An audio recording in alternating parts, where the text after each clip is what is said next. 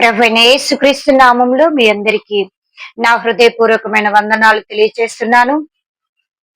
Direct గా మనం స్టోరీలోకి వెళ్ళిపోదాం. ఒక ఊర్లో ఒక 5 మంది గ్రుడ్డివారు ఉన్నారు. ఒక ఊర్లో 5 మంది గ్రుడ్డివారు ఉన్నారు. ఈ గ్రుడ్డి వాళ్ళు అందరూ స్నేహంగా ఉండేవారు. ఒకరోజు వారికి ఒక ఆశ కలిగింది. ఏంటంటే, ఏనుగు గురించి వింటా ఉన్నాము. ఆ ఏనుగుని మేము చూడాలి. అసలు ఏనుగు ఎలా ఉంటుందో మనం కనిపించదు కదా! దాన్ని ఎలా మనము ఎలాగైనా దాన్ని పట్టుకొని ఒకసారి చూడాలి అని చెప్పి ఈ 5గురు చాలా సార్లు మాట్లాడుకుంటారు.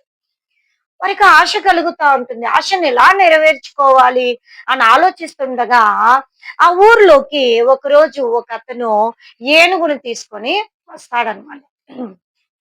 వచ్చినప్పుడు అక్కడ ఇక్కడ ఆ వార్త వ్యాపించి ఈ 5 మందికి తెలుస్తుంది.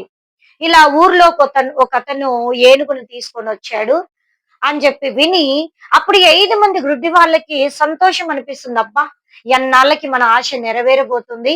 ఎలాగైనా సరే ఈ రోజు మనం వెళ్ళి ఏం చేయాలా, ఏనుగును చూడాలా. ఏనుగుని మనము ఆ, కళ్ళతో చూడలేకపోయినా మన యొక్క స్పర్శతో దాన్ని మనము తాకి చూడాలా. అసలు అది ఎలా ఉంటుందో కనిపెట్టాలా, ఆశను మనం నెరవేర్చుకోవాలా అని చెప్పి సంతోషపడతారు ఈ 5 మంది గుడ్డివారు. అప్పుడు వేరొకతని సహాయం అడుగుతారు. సార్, మమ్మల్ని ఇలా ఏనుగున్న చోటికి మమ్మల్ని తీసుకొని వెళ్ళరా? మేము చాలా రోజుల నుండి ఏనుగుని మేము తాకి చూడాలనుకుంటున్నాము. దయచేసి మమ్మల్ని తీసుకెళ్ళండి అన్నప్పుడు ఆ వ్యక్తి ఏం చేస్తాడంటే సరే అని చెప్పి 5 మంది గుడ్డి వాళ్ళని తీసుకొని ఆ ఏనుగున్న చోటికి తీసుకొని వెళ్తాడు. తీసుకొని వెళ్ళిన తరువాత వారు అక్కడ నించున్నప్పుడు 5 మందికి సంతోషం, చెప్పలేని ఆనందం. బా, ఈ రోజు మేము ఏనుగును తట్టి చూడబోతున్నాం, తాకి చూడబోతున్నాం. ఎన్నాళ్ళ ఆశ మాకు నెరవేరబోతుంది అని చెప్పి అందులో మొదటి వాడు వచ్చి, రే నేను ఫస్ట్ వెళ్తానురా, నేను ఏనుగును పట్టుకొని చూస్తాను, అది ఎలా ఉందో మీకు చెప్తాను అని అంటాడు. ఓకే అని చెప్పి 4 మంది బయట నించుంటారు. ఇప్పుడు ఈ గుడివాడు వేరొక వ్యక్తి సహాయంతో ఏనుగు దగ్గరికి వెళ్ళి దాని కాలుని పట్టుకుంటాడు. వంగి దాని కాలుని పట్టుకొని చూసి, ఓయమ్మా, ఏమిరా ఈ కాలు ఇంత పెద్దగా ఉంది, ఇది స్తంభం లాగుంది ఏనుగు అని అంటాడు. అని కిందకి వచ్చి వాళ్ళ దగ్గరకు వచ్చి, రే ఏనుగంటే ఏదో కాదురా, అదొక పెద్ద స్తంభం రా అని అంటాడు. అట్లా కాదు, నేను పోయి చూస్తానని రెండో వ్యక్తి పోతాడు. మరలా ఆ వ్యక్తి సహాయంతో అతను వెళ్ళి ఆ తొండాన్ని పట్టుకుంటాడు. ఈ గుడ్డివాడు తొండాన్ని పట్టుకొని, రై నువ్వు చెప్పింది తప్పురా, ఏనుగు గోడ కాదు, అదొక పెద్ద పాములాగుంది, చూడటానికి బలమైన పాము అది, ఏనుగు పాములాగుంది అని అంటాడు. మూడో వ్యక్తి పోతాడు. మూడో వ్యక్తి పోయి దాని కడుపును పట్టుకొని, రే ఇది ఆ స్తంభం కాదు, లేదా ఇది పాము కాదు, ఇది ఒక పెద్ద గోడలాగుందిరా అంటాడు. మరలా నాలుగో వ్యక్తి పోతాడు. నాలుగో వ్యక్తి పోయి దాని యొక్క తోకను పట్టుకొని, రే మీరు చెప్పింది అబద్ధము, ఏనుగంటే గోడ కాదు, పాము కాదు, ఆ ఏనుగంటే స్తంభం కాదు, అదొక చీపుర్రా అని అంటాడు. ఐదో వ్యక్తి పోతాడు. ఐదో వ్యక్తి పోయి దాన్ని ఏం చేస్తాడంటే దాని యొక్క తలని పట్టుకుంటాడు. పట్టుకొని, రే ఏనుగంటే స్తంభం కాదు, గోడ కాదు, చీపురు కాదు, పాము కాదు, అదొక బండరాయిరా అంటారు. అప్పుడు అక్కడ కొద్ది దూరంలో కొన్ని మంది పిల్లలు ఆడుకుంటూ వీరి యొక్క సంభాషణ విని గట్టిగా నవ్వుతారు. నవ్వితే ఈ గుడ్డి వాళ్ళు అడుగుతారే, ఎందుకురా మీరు నవ్వుతున్నారు అనంటే, ఏనుగంటే స్తంభం కాదు, పాము కాదు, ఏది కాదు, మీరు దాన్ని చూస్తే తప్పక ఆ ఏనుగు ఎలా ఉంటుందో మీరు దాన్ని అనుభవించలేరు, దాన్ని ఊహించలేరు. అది చూస్తేనే తెలుస్తుంది దాని ఆకారం ఏంటి, దాని కాళ్ళు ఏంటి, దాని కళ్ళు ఏంటి, దాని యొక్క స్వరూపం ఏంటి అనేది. 5 మంది ఒక్కొక్కరు ఒక్కొక్కలాగా ఊహించుకున్నారు. ఒకరు గోడ అన్నారు, ఒకరు చీపురు అన్నారు, ఒకరు పాము అన్నారు, ఒకరు బండరాయి అన్నారు, ఒకరు ఆ స్తంభం అన్నారు. ఈ పిల్లలు చెప్తున్నారు అది చూస్తే గాని తెలియదు మీకు అని చెప్పి గట్టిగా నవ్వారు. ఎస్, ఏదైనా అది మనము అనుభవించితేనే తప్పక, చూస్తేనే తప్పక అది ఎలా ఉంటుందనేది మనకు తెలీదు. అందుకే బైబిల్ గ్రంథంలో నేను ఈరోజు ఈ వాక్యముతో నేను మీ ముందుకు వచ్చి ఉన్నాను. దయచేసి మనము కీర్తనల గ్రంథము 34వ కీర్తన 8వ వచనంలో ఒక మాట ఉంటుంది. కీర్తనల గ్రంథము 34వ కీర్తన 8వ వచనం, యెహోవా ఉత్తముడని రుచి చూచి తెలుసుకొనుడి. హల్లెలూయా, హల్లెలూయా. ఇక్కడ దేవుని యొక్క వాక్యం చెప్తుంది, యెహోవా ఉత్తముడని రుచి చూచి తెలుసుకొనుడి.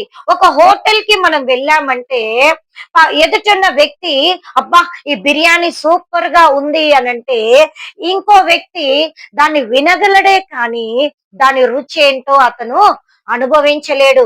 ఎప్పుడైతే ఆ బిర్యానీని తీసుకొని తింటాడో అప్పుడే తనకు తెలుస్తుందా ఆ బిర్యానీ టేస్టీగా ఉందా లేదా, it is delicious or not. మీరు 5 మంది వెళ్ళారు, ఏనుగు ఎలా ఉంటుందో మేము చూడాలా, దాన్ని అనుభవించాలా, మేము అసలు దాన్ని పట్టుకొని చూడాలా. ఒక్కొక్కరు ఒక్కో భాగాన్నే చూశారు, పట్టుకున్నారు. స్తంభం అన్నారు, బండరాయి అన్నారు, పాము అన్నారు, గోడ అన్నారు, చీపురు అన్నారు.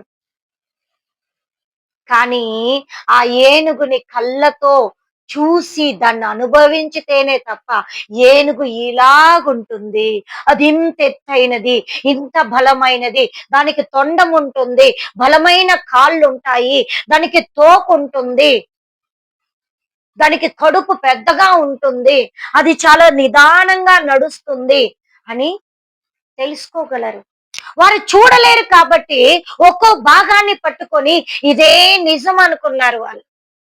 దేవుని యొక్క వాక్యం చెప్తుంది, యెహోవా ఉత్తముడని రుచి చూచి తెలుసుకొనుడి. యెహోవా ఉత్తముడు. ఏదో కష్టం వచ్చినప్పుడో లేదా బాధ వచ్చినప్పుడో కన్నీరు వచ్చినప్పుడో ఏసై దగ్గరకు వచ్చి ఏసయ్యా నాకు సాయం చేయని ఆ రోజు అబ్బా ఏసై అంత గొప్పవాడు ఇంకొకరు లేరని మరలా కష్టాలు పోయిన తర్వాత మరలా లోకంలో మనుషుల యొద్దకు వెళ్ళి మనుషుల మీద ఆధారపడుతూ బ్రతికేది కాదు. నువ్వు ఎప్పుడైతే నిజంగా దేవుని సన్నిధిలో వాక్యము చదువుతూ ప్రార్థన చేస్తూ యెహోవాను దేవుణ్ణి నువ్వు అనుభవిస్తావో అప్పుడే ఆయన ఉత్తముడు అని నీవు రుచి చూచి తెలుసుకోగలవు. అనుభవం లేకుండా మనం ఏమీ చేయలేం.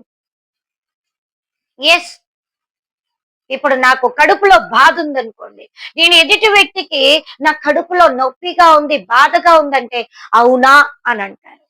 కానీ ఆ వ్యక్తికి ఆ నొప్పి బాధ ఎప్పుడు అర్థమవుతుంది, తాను అనుభవిస్తే తప్పక ఆ బాధ, ఆ వేదన, ఆ నొప్పి అనేది అర్థము కాదు. At the same time, at the same way దేవుడు ఉత్తముడని మీరు తెలుసుకోవాలి, మనము తెలుసుకోవాలి. ఆయన ఆపదలు ఆదుకునేవాడని, ఆయన అద్భుతకరుడని, ఆయన కన్నీరు తుడిచే దేవుడని, ఆయన ఆదరించే దేవుడని మనం ఎప్పుడైతే అనుభవపూర్వకంగా తెలుసుకుంటామో ఆ రుచి అప్పుడే మనకు అర్థమవుతుంది. ఏదో సమయం వచ్చినప్పుడు దేవుడు గొప్పోడు అనేది కాదు. Everyday we should taste it. దేవుని యొక్క సన్నిధిలో ఆ యొక్క అనుభవాన్ని మనం పొందుకోవాలి, ఆ రుచిని మనము చూడాలి. ప్రార్థనలో, వాక్యములో, ఆత్మీయ జీవితములో ఆ రుచిని మనము అనుభవిస్తే తప్పక ఏదో కొద్ది భాగం వాళ్ళు పట్టుకొని ఇది ఏనుగంటే ఇట్లుంది, ఏనుగంటే అట్లుంది, ఏనుగు ఇది అది. దేవుని కూడా మనం అట్లే మాటలతో చెప్పగలం, దేవుని మనం వర్ణించలేం. కానీ ఎప్పుడైతే ఆయన ఉత్తముడని మనం రుచి చూచి తెలుసుకొని రక్షింపబడి క్రీస్తు కొరకు మనం నిలవబడతామో అప్పుడే ఆ రుచిని ఇతరులకు మనం పంచగలం, షేర్ చేసుకోగలం. We can testify. మనం రుచే చూడకుండా దాన్ని మాత్రం తట్టి చూచి ఓ ఇది సూపర్ అనంటే అది మీనింగ్ఫుల్ గా ఉండదు. మనం దేవుణ్ణి ఎవ్రీ డే మనం యేసయ్య సన్నిధిలో ఆయన్ని అనుభవించాలి. ఆయనలో ప్రార్థన చేయాలి. ఆ సంతోషాన్ని, ఆ రుచిని మనం అనుభవిస్తే కానీ మనం ఇతరులకు వెళ్ళి చెప్పలేం. ఈ గుడ్డివారు ఒక్కొక్క పార్ట్‌ని పట్టుకొని ఈ యొక్క ఏనుగు ఇట్లుంది, అట్లుంది అన్నారు. పిల్లలు అది చూసి నవ్వుతున్నారు. ఏనుగంటే అట్లా ఇట్లా బండరాయి చీపుర్లు కాదు. దాని కళ్ళతో చూస్తే తప్ప అది ఎలాగుందో ఎవరు వర్ణించలేరు అని పిల్లలు చెప్తా ఉన్నారు అక్కడ నవ్వుతూ. యెస్. ప్రభువైన యేసయ్య అంటే ఏదో నువ్వు ఆషామాషిగా మనము అవసరానికి వాడుకోవడం కాదు. ఆయన్ని మనం అనుభవించాలి. ఏదో దేవుడు కార్యం మన జీవితంలో చేస్తే బా దేవుడు ఎంత గొప్పోడు అని చెప్పి మరలా కార్యము చేయనప్పుడు దేవుడు నా ప్రార్థన వింటున్నాడా లేదా, నా కన్నీరు చూస్తున్నాడా లేదా, అసలు దేవుడికి న్యాయం ఉందా లేదా? నో. నువ్వు ఒకసారి యేసయ్యను అనుభవించి నువ్వు ఆ రుచిని నువ్వు తెలుసుకుంటే నీలో డౌట్, అనుమానం అనేది, అవిశ్వాసం అనేది, అపనమ్మిక అనేది నీలో నాలో అసలు రానే రాదు.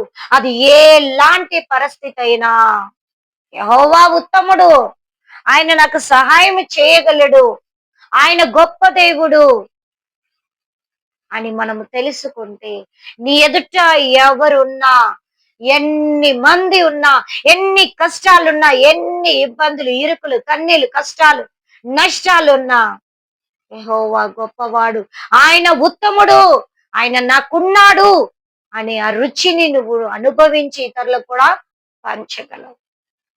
ఇక్కడ కీర్తనలు 34:8 చెప్తున్నాడు, యెహోవా ఉత్తముడని రుచి చూచి తెలుసుకొనుడి. ఆ రుచి చూడనంత సేపు మనం దాన్ని, ఆ రుచిని, ఆ టేస్ట్ ని మనం అనుభవించినంత సేపు ఇతరులకు మనం ఏమీ చెప్పలేం. ఏం చెప్పలేం.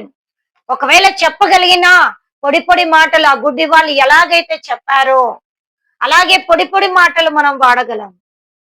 కానీ ఎప్పుడైతే నిజంగా ఆ యొక్క రుచిని, దేవుని యొక్క రుచిని నువ్వు అనుభవిస్తావో, ప్రార్థనలో, వాక్యములో, ఆత్మీయ జీవితములో ప్రతి దినము అనుభవిస్తావో అప్పుడే ఆ రుచిని నువ్వు ఇతరులకి పంచగలవు. Wow! This is very tasty, delicious, amazing, awesome అని చెప్పగలవు. ఆ అనుభవం మనలో లేకపోతే మనలో పొడి మాటలు, పెదాలతో మాట్లాడే మాటలు మాత్రమే మనలో ఉండగలుగుతాయి. దాని ద్వారా ఎవరు మార్పు చెందలేరు. దానివల్ల నీకు నాకు ఏ ఉపయోగము లేదు. ఎప్పుడైతే నువ్వు యేసయ్యను నీ హృదయంలో, నీ జీవితంలో, నీ ప్రార్థనలో, నీ వాక్యం అనుభవంలో, ఆత్మీయ జీవితంలో అనుభవిస్తావో అప్పుడే ఆ రుచిని ఇతరులకు పంచిపెట్టగలవు. అందుకే దేవుడు అంటున్నాడు, యెహోవా ఉత్తముడని రుచి చూచి తెలుసుకున్నది. అందుకే చిన్న పాట ఉంది. రుచి చూచి ఎరిగి తిని యెహోవా ఉత్తముడనియు, రుచి చూచి ఎరిగి తిని యెహోవా ఉత్తముడనియు. ఎస్.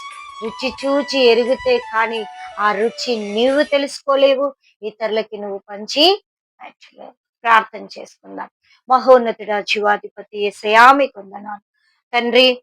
మేము ఆ గ్రుడ్డి వారిలా కాక నాయనా, మిమ్మల్ని అనుభవించి మీ రుచిని మేము తెలుసుకొని మీ కార్యములు ఎలాంటివో, మీరు ఎలాంటి గొప్ప దేవుడవో మేము అనుభవించి అనుభవపూర్వకంగా ఆ రుచిని ఇతరులకు ప్రకటిస్తే కానీ ఇతరులు దానికి ఆకర్షితులు కాలేరు ప్రభువా. అట్టి అనుభవాన్ని మాకు దయచేయండి. మిమ్మల్ని రుచించే భాగ్యాన్ని దయచేయండి. ప్రతి దినము మా ప్రార్థనలో, మా వాక్య అనుభవంలో, మా ఆత్మీయ జీవితములో మిమ్మల్ని రుచి చూచి తెలుసుకోవడానికి కృప చూపండి. అనుభవించే భాగ్యాన్ని మాకు దయచేయండి. అనేకులకు ప్రకటించే భాగ్యాన్ని మాకు దయచేయండి. వాక్యాన్ని నీరు కట్టి ఫలింప చేయమని యేసు నామంలో ప్రార్థించి వేడుకుంటున్నాం తండ్రి. ఆమేన్. దేవుడి యొక్క వాక్యమును ఆశీర్వదించి దీవించును గాక. ఆమేన్.